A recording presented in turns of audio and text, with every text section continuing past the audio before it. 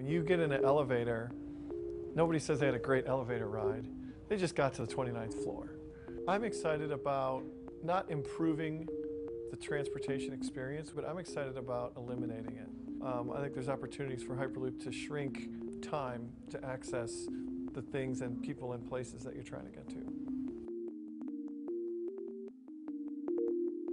Hyperloop is really moving cargo and people from everywhere to anywhere. I'm not going to sit here and say that Hyperloop is the answer to climate change, but what it is going to do is it's going to enable people to move themselves or cargo to where they want to go and do it in a way that's both energy elegant and has no direct carbon emissions. You build a tube, full length, point to point. Inside the tube we have pods that we could put either people or cargo in. These have to be sealed up because in between them and inside the tube is almost no air. So they're like little spaceships. And then we accelerate them with linear electric motors. We're choosing a very low pressure environment.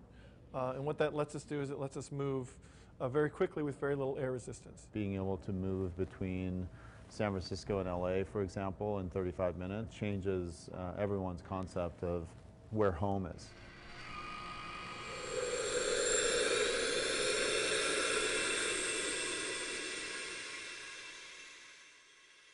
Blade Runner is our vacuum wind tunnel where we use it to test the aerodynamics of the compressor blades we're building as well as the aerodynamics of the pod itself. I generally take the light rail because I kind of hate driving. It's pretty insane how traffic is now and what we could do for that.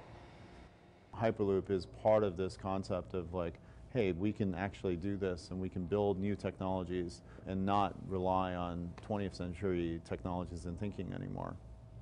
The tension between public and private is at the heart of the Hyperloop story. As the tech industry has come down from Silicon Valley and established itself increasingly in Los Angeles and Southern California, it has brought with it, to a certain degree, a kind of libertarian idea about the role of government and what public works can accomplish, and more to the point, what they can't accomplish. In the same way that Hyperloop talks about a vacuum and this kind of frictionless environment for traveling at these great speeds, I think it's also operating politically in this kind of frictionless vacuum. Part of the story that gets left out a lot, if they're going to have a right-of-way that goes along the 5, for example, if that's the ideal route, that's something that's going to require cooperation from Caltrans, from Sacramento, from the state government, and from all the municipalities, theoretically, that route is running through.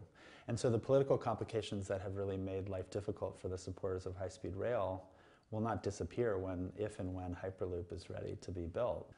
You can think of Hyperloop as just being a separate sort of parallel effort, but you can also think of it, any effort to promote Hyperloop, as an effort to kill the high-speed train and kill the idea of public ambition in the state. There's enough transport needs out there for everyone, including high-speed rail. We're not trying to take anyone's place. I think we're trying to just fulfill the epic need that's out there today.